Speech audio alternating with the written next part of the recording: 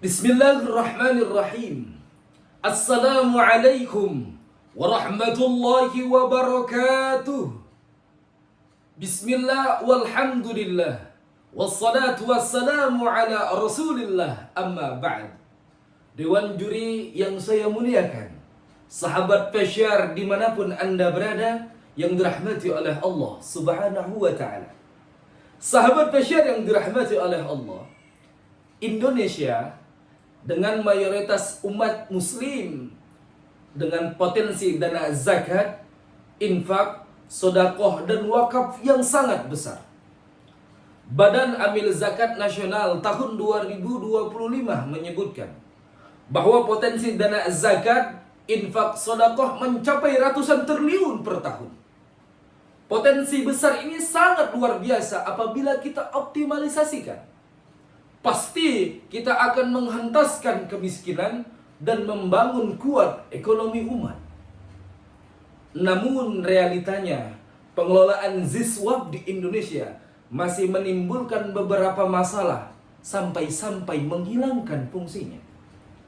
Sebagai contoh, data yang diambil oleh Badan Amil Zakat Nasional tahun 2025 menyebutkan bahwasanya potensi dana zakat mencapai 327 triliun, tetapi yang bisa dikumpulkan hanya 44 triliun saja.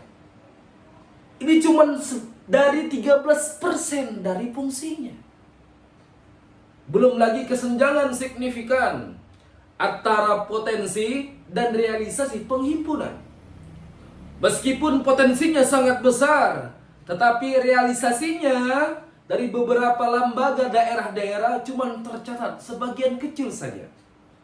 Ini mencerminkan adanya kesenjangan mobilisasi sumber daya dan literasi keagamaan tentang wajib zakat.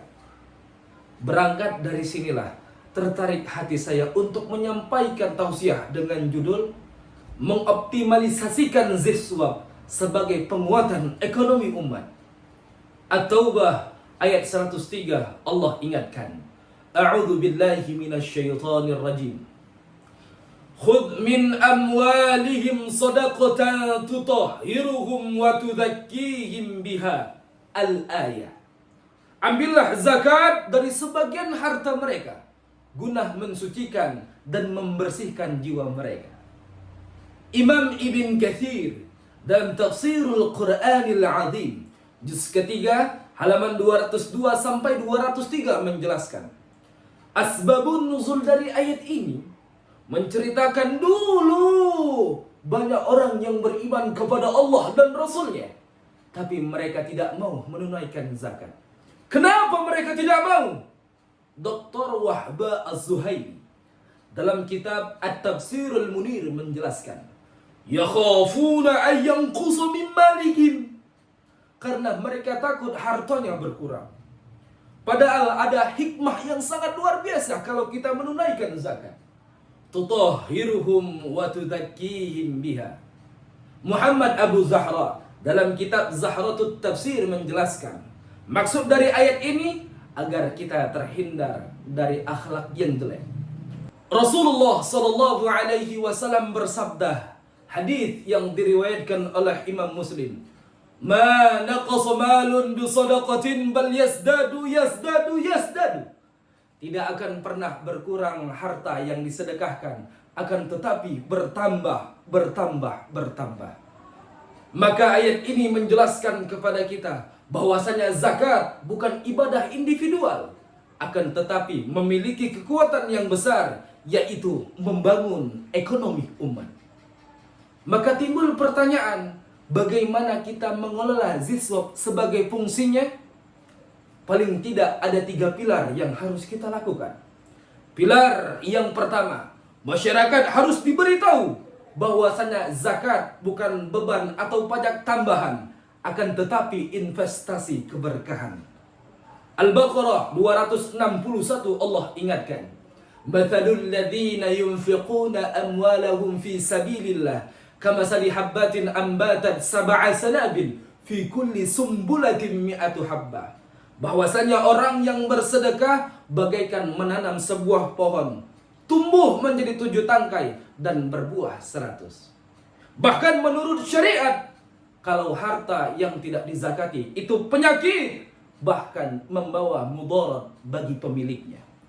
Oleh karena itu, wahai orang yang bergelimangan harta, yang menghitung angka demi angka, kenapa takut zakat diminta? Bukankah semua titipan semata? Pilar yang kedua yaitu digitalisasi dan transparansi. Digitalisasi untuk melaporkan dampak secara langsung kepada muzaki bahwasanya hartanya telah sampai kepada mustahak. Dan transparansi adalah kunci utama untuk mengembalikan kepercayaan publik. Al-Baqarah ayat 282 Allah ingatkan, wal yaktub bainakum katibun bil adl. Ayat ini menjelaskan kepada kita hadirin bahwasanya jujur, amanah dan transparansi dalam transaksi. Supaya apa? Tidak ada lagi namanya korupsi. Pilar yang ketiga, agar ziswab kita lakukan baik itu secara formalitasnya itu berjalan, yaitu amilnya harus bersifat amanah. Ingat pesan Rasulullah sallallahu alaihi wasallam, ayyu'ajjilallahu li sahibihi 'uqubata fid dunya, bahwasanya Allah akan langsung hadirkan azabnya di dunia tanpa menunggu di akhirat nanti. Bagi siapa Allah akan hadirkan? Al-baghyu, yaitu orang yang berbuat zalim. Maka ziswab harus menseleksi ketat orang-orang yang tidak amanah, karena orang yang tidak amanah itu termasuk perbuatan zalim. Zalim terhadap dirinya dan berbuat zalim terhadap orang lain. Inilah hadirin yang dirahmati oleh Allah, 3 pilar agar ziswab berjalan sebagaimana fungsinya. Orang kaya harus diingatkan, transparansi harus dilakukan, dan sifat amanah harus ditegakkan. Insya Allah Indonesia aman tanpa ada namanya kemiskinan. Hadzal makan wa tamamul bayan. Wallahu a'lamu bil bayan. Assalamu alaikum warahmatullahi wabarakatuh.